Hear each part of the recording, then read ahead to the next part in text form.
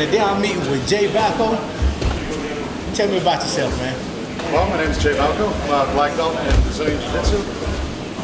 Been training since late 99, early 2000, so almost 20 years now. So what got you into Brazilian Jiu-Jitsu? I was always into martial arts, but I did traditional martial arts, karate, kung fu, stuff like that.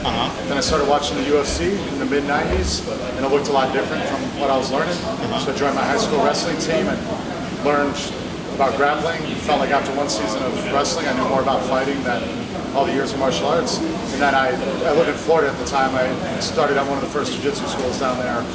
It just never stopped. That was my job. That's good stuff, man. That's good stuff. Training, cardio, weightlifting. What gets you prepared for jiu-jitsu? Jiu-jitsu. Jiu-jitsu. It's not really a great substitute. Sometimes people lift, people do cardio, people swim, people do yoga. That's all helpful, but there's no exact analog. Like a substitute, you got to roll in order to get that win. I'm just coming back from a few injuries, so I haven't been rolling much. So just this week I started to push myself, and I'm paying a little price for it, but I know that going with the better guys and pushing myself now is what's going to get me back to where I need to be. Awesome. Influences. Do you have any great influences in Brazilian Jiu-Jitsu, or anyone ever was that major influence to get you here? This is what you need to do. Gave you some great tips. Not really.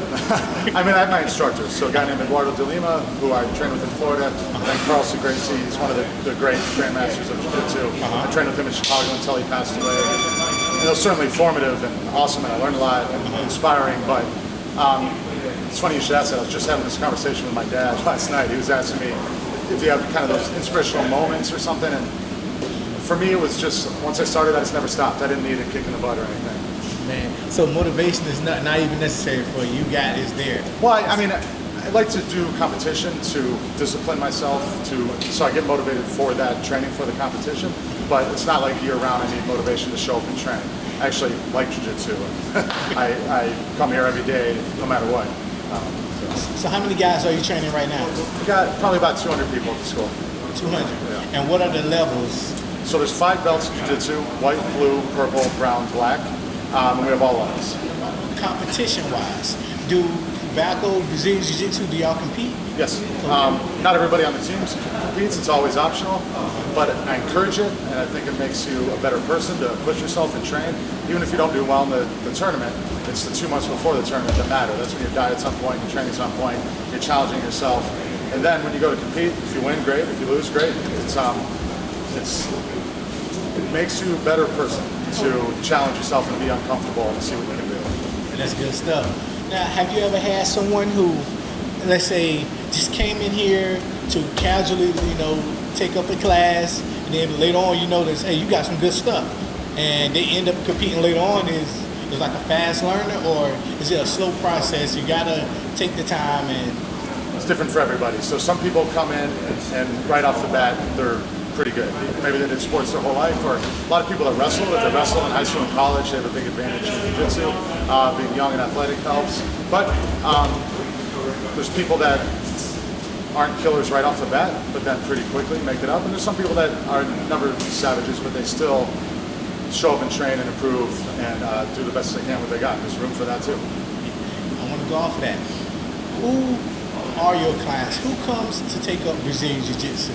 Is it your average everyday businessman? Is it your average police officer, firefighter, or is it a mixture of everyone? So everybody does jiu-jitsu, and a lot of what a school's made up of is going to depend on the area you're in, and also the personality of the instructor.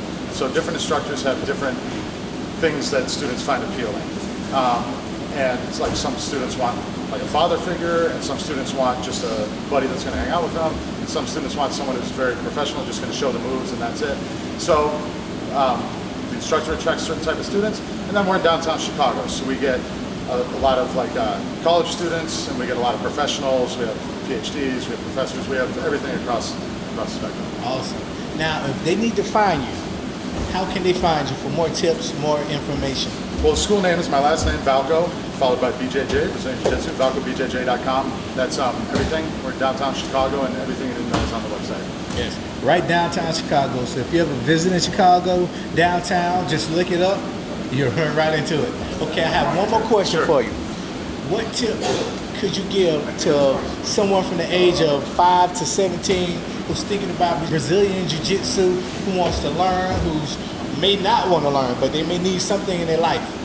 What tip can you give them? I guess 2 tips. The first one applies to everything, not just jiu-jitsu. And if I could go back and give myself, my younger self advice, it would be to start earlier. And I mean, start everything earlier. Start jiu-jitsu earlier, start learning earlier, start saving earlier, start investing earlier. The sooner you start, it's just a compound effect. So you get 1% better, and then 1% better, and then 1% better. But each new percent is adding on the previous percent. So it grows like this. So anything that you want to try to do, the earlier you start, the better. That's not to say it's too late to do stuff, but that's one piece of advice I give myself. And then the other one is just to enjoy it. You're going to be challenged. There's going to be times, no matter what you're doing, where you don't like it. It's annoying to have to go. Somebody jiu-jitsu, somebody manhandles you.